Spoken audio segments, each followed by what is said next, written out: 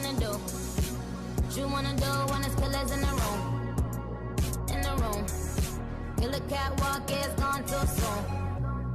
New tune. Have a good day, bitch. This is Monse. Monse.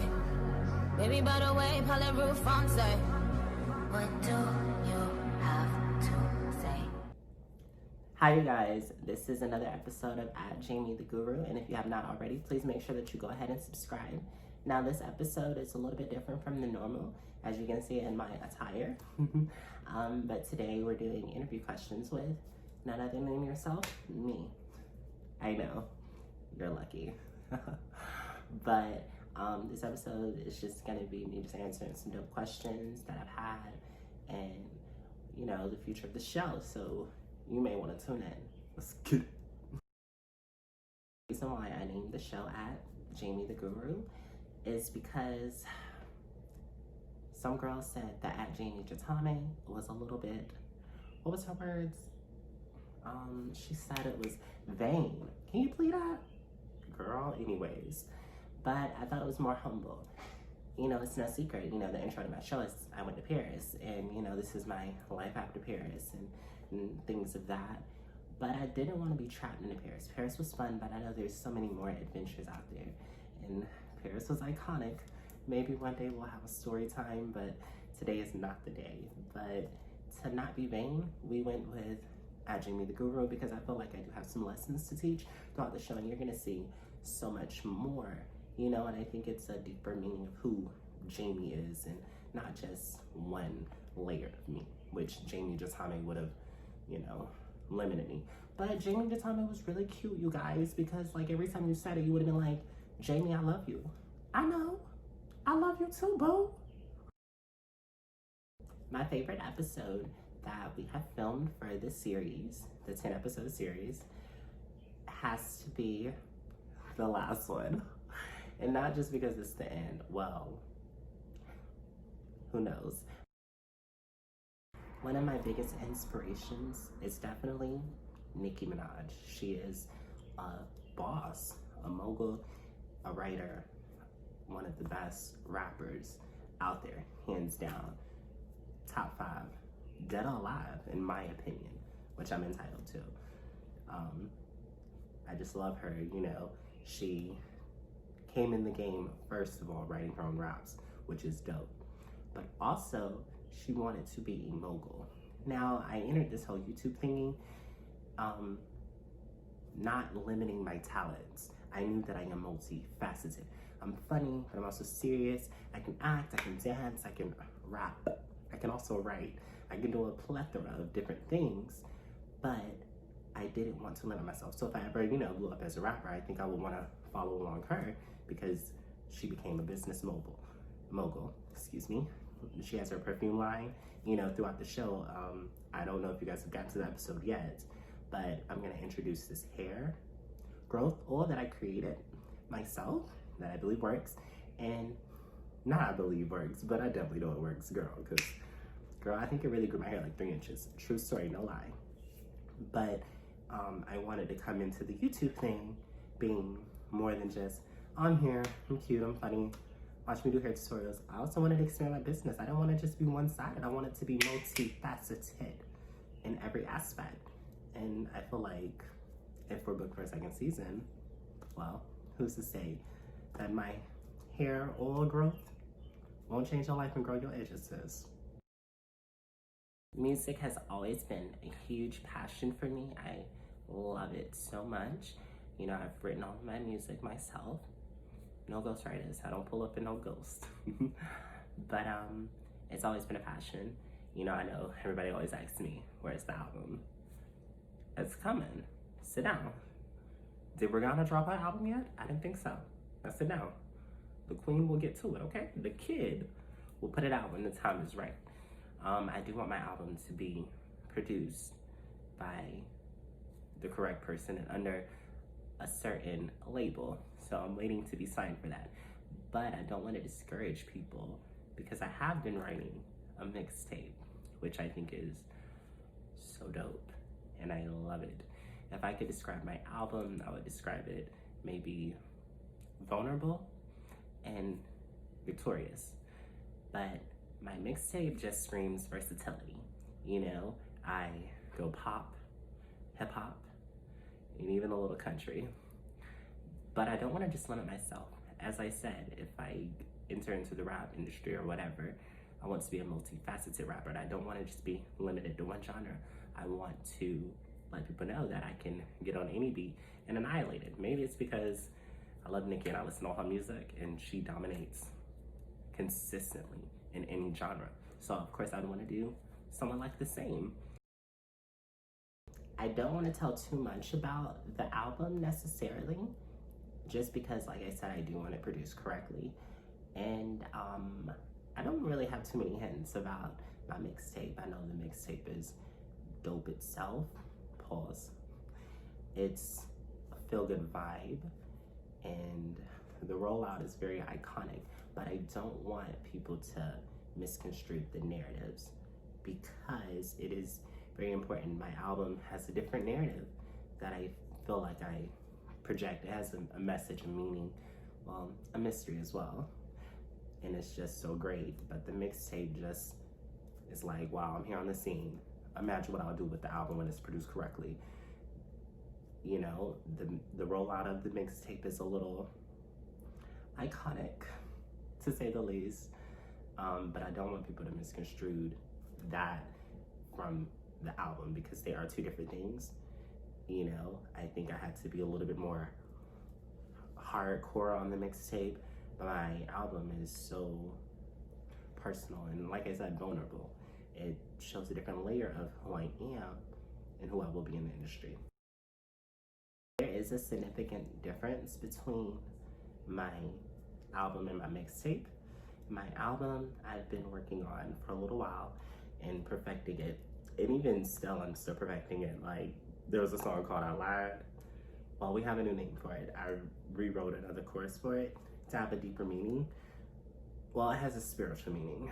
You wouldn't get it until my third album of why I named it what I named it, because again, I'm planting the seeds and I'm very into like mysteries and stuff like that. So I think my album is more of a mystery. And it's like, you want to get the answers to the third album. You know, I think that's dope, and it's gonna promote longevity, because I do have an incredible story to tell. It's not just what you think. You probably wouldn't even get it.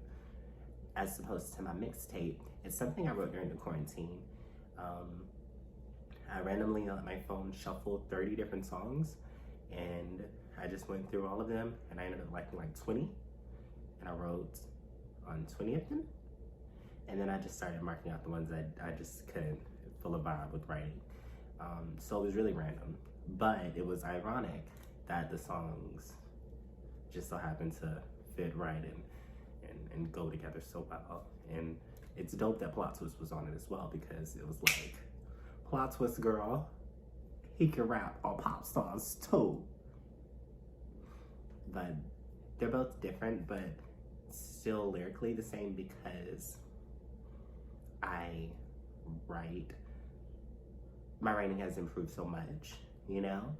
And I think it's so, I love it. I think the mixtape is just me more being free, saying, screw everything.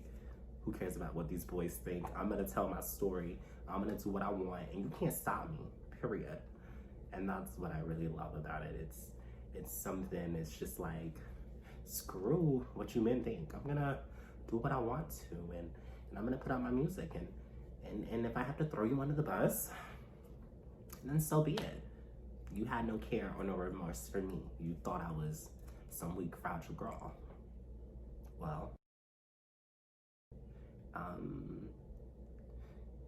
Well, the mixtape is only 10 songs, so it's kind of hard. I mean, I have a favorite, and it's my favorite song, but I'm not gonna tell you that. One of my favorite songs, aside from my actual favorite one, is a song called Plot Twist. It is, wow, ironic, plot twist. It is the perfect transition song on my mixtape.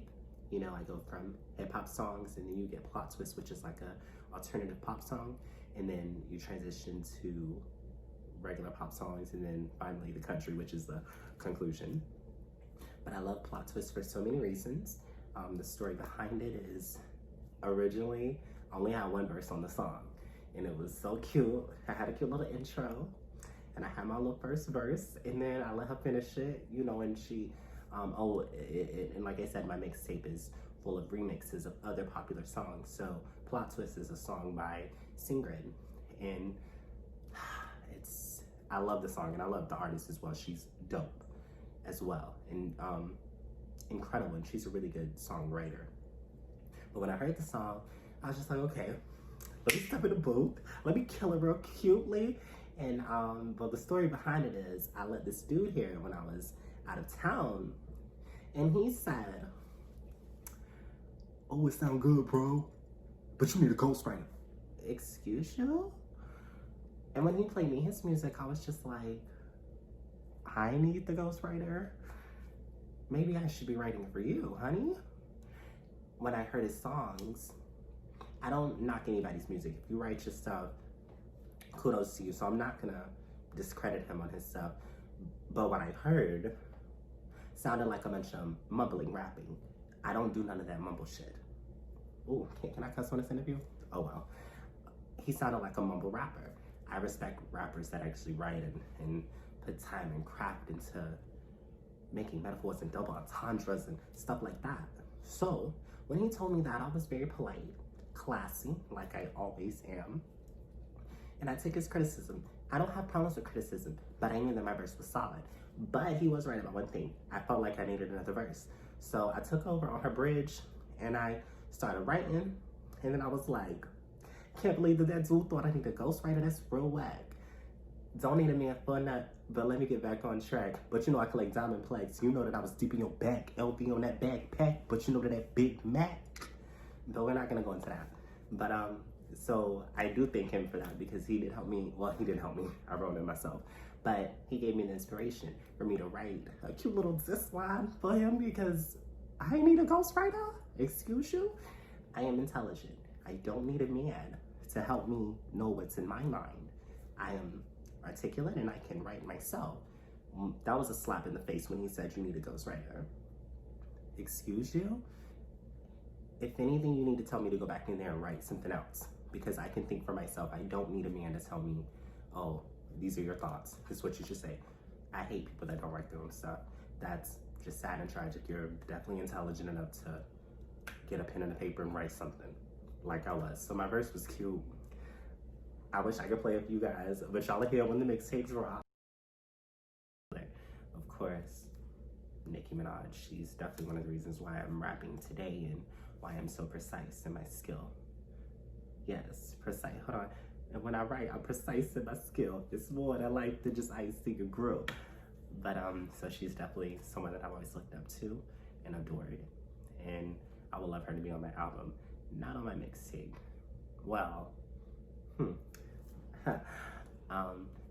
but I would love her to be on my album. Do I have a song in particular that I've written? No, not yet, per se. But again, you never know Nicki's mind. She might be like, your album's dope. And if she did that, I'd just pass out or something, because I'd just be like, how could someone that I adore so much see so much potential in me? And I hope, if anything, that my goal is that she does see something deep in me, you know, some skill, and that while they really write their stuff, they have a clear narrative of what they want for their project and the image and what they want their legacy to be. So yeah, I mean, I know that seems kind of crazy and the hopes are kind of, it seems like impossible, but I'm not the type of person that just gives up. And I think my mixtape showcases a lot of my talent, and I think my album will show that I'm here to stay in this rap game. So y'all might as well go home. What did I say on my Hot Girl Summer remix? I said, tell them girls that I white, go away to white flag. Period. The mixtape itself has so many dope songs on it. There's sort of like a personal one on there, talking about a few things that I went through and some relationship stuff and how things didn't work out. I mean, I think the mixtape explains everything. It gives you a side of the story. but I think the album just completes it. Or scratch that. I wouldn't want to say that necessarily, because I do write the mixtape was written about some boys, but on my album I don't think I wanted to write about the boys. Y'all aren't that important no more. Goodbye. You know, you missed out on a great opportunity with someone, and that's on you. So I wanted to just write it all on the mixtape and be done with that chapter in my life with those men and move forward on the album without having to write about them. The guys that I write about on the mixtape weren't worthy enough to be written about on my album, truth be told. And they never will. That's everybody's favorite question. Will there be a season 2? I entered into this whole YouTube thingy, you know, I'm only gonna do 10 episodes and be done. But I've had so much fun filming. It's been long. I filmed the entire quarantine time since it started. I was just like, let's go do YouTube. I was like, got nothing else to do. And it was just so much fun. It was long hours and it was a lot. And half the time I'm up here thinking, why haven't they killed Celeste yet? But I would love to be renewed for a second season. I think I have a lot more to offer on the show necessarily. And I want to introduce, of course, like I said, my hair growth oil. I introduced it on the show, but let's see if it really plays out on season 2.